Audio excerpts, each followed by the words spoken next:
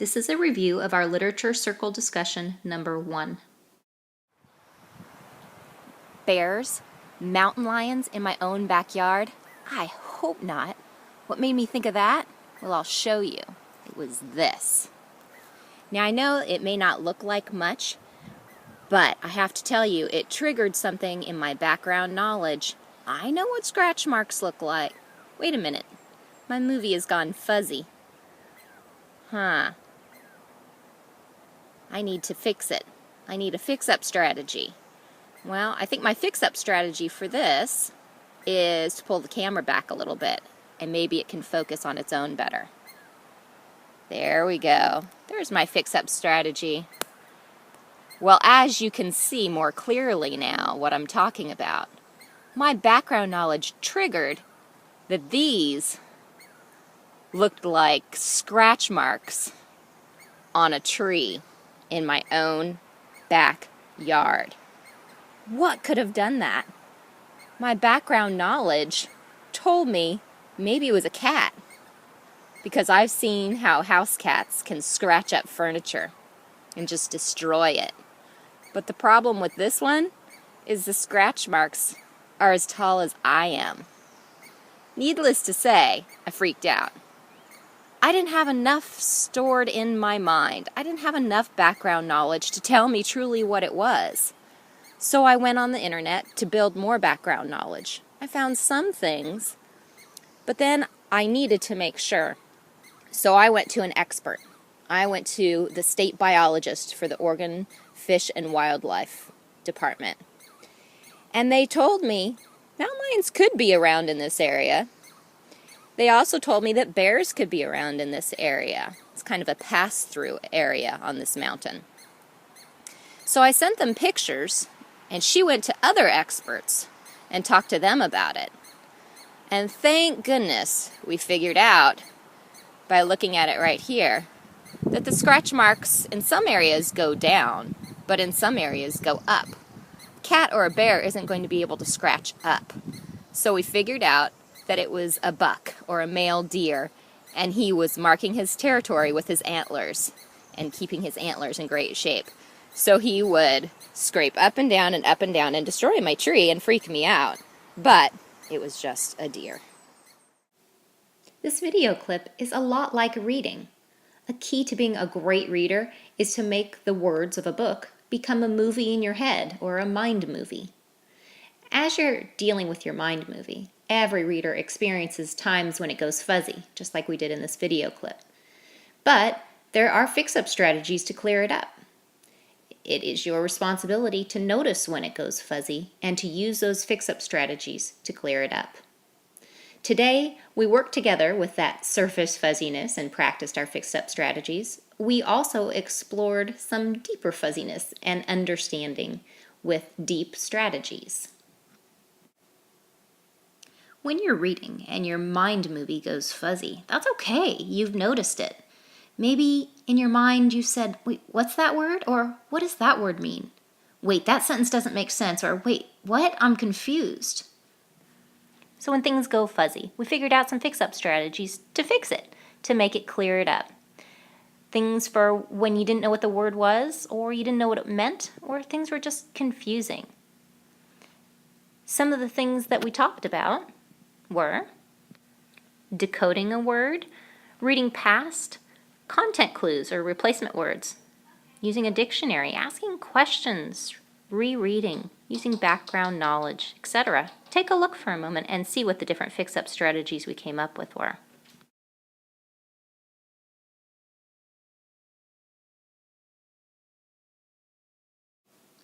We then moved on to deeper strategies, and the first one we talked about was background knowledge. Background knowledge is all of our experiences, memories, and knowledge that we bring to our reading.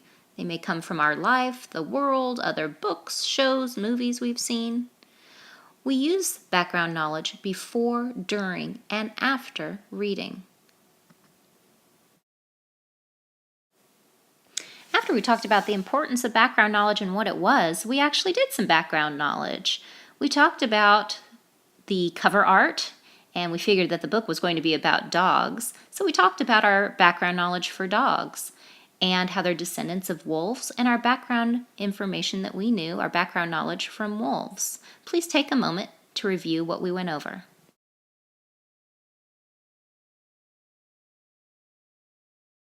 We also talked about the title, A Good Dog.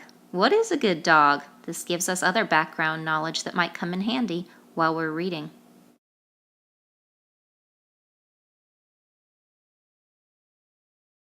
The other deep strategy that we used today was creating mental images or making a mind movie of your text. When you do this, you don't want to make just a boring movie. You want to make a mind movie that's IMAX and 3D, using images, emotions, smells, sounds, tastes. How do you do that, you ask? Well, you use your background knowledge. You also use the author's powerful words like strong verbs, nouns, adjectives, descriptive language, and figurative language.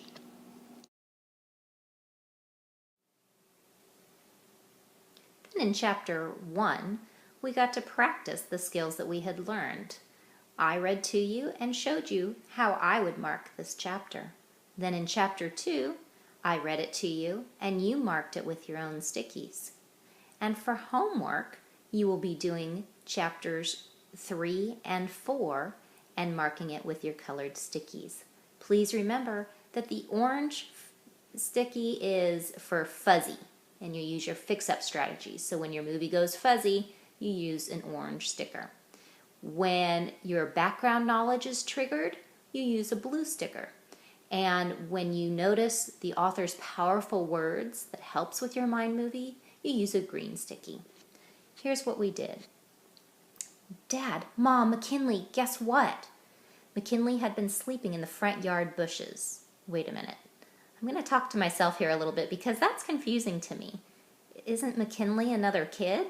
But he's been sleeping in the front yard? In the bushes? I could see if he was camping, but not in the bushes. So I'm going to try this again. I'm going to use some of my fix-up strategies. Let me reread it. See if it makes sense. McKinley had been sleeping in the front yard bushes. Nope. All right, prior knowledge. Like I said, you could camp in the front yard, but you wouldn't do it in the bushes. So my background knowledge isn't really helping here. So let me read on and see if that clears it up. McKinley had been sleeping in the front yard bushes. Hearing the familiar voice, he lifted his head and looked around with sleepy eyes. He was just in time to see Jack, his human pup. Oh, his human pup. Okay, we must be talking about a dog. So McKinley is a dog. So I marked this with an orange sticky because it was fuzzy to me. All right, so he was just in time to see Jack, his human pup, skid so fast on his mountain bike that gravel scattered everywhere. Ooh, I really like how the author used the word scattered. That really helps me picture just how fast Jack was going. I'm going to mark that as powerful words. Let's see, scattered. Gravel scattered everywhere. I marked that with my green because that was super powerful, and that helped my mind movie.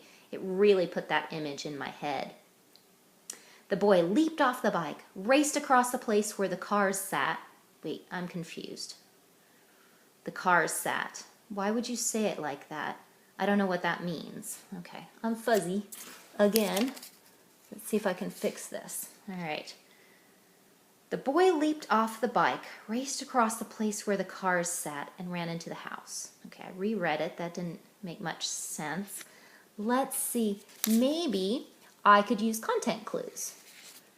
Okay. Let's see. Cars sat and ran into the house. So we're kind of outside. And where would the cars sit? Maybe I could figure out a replacement word.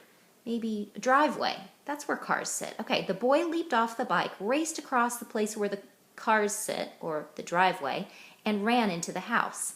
This dog has funny words for stuff. Now what? McKinley wondered.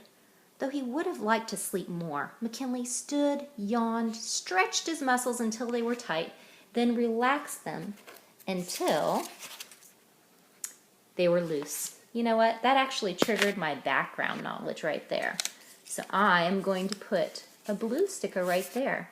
Because have you ever stretched that good? And it just feels wonderful. So that helped my image of the dog stretching.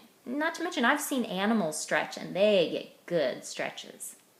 So this was an example of how you could mark your page for discussion, or just to help you think about how you're reading. Think about when your mind movie goes fuzzy, or what's helping you have that mind movie. So today, we learned what good readers do. Good readers make mind movies from background knowledge and the author's power words. Good readers also notice when their mind movie goes fuzzy or out of focus. They do something about it. Good readers know how to use fix-up strategies to get the mind movie going again.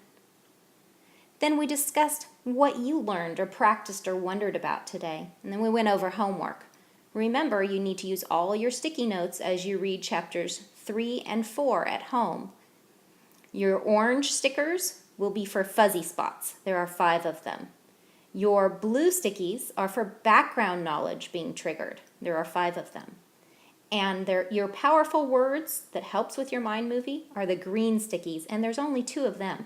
Please try to use them all for chapters 3 and 4, and I will see you on Tuesday. You guys did great today. Thank you.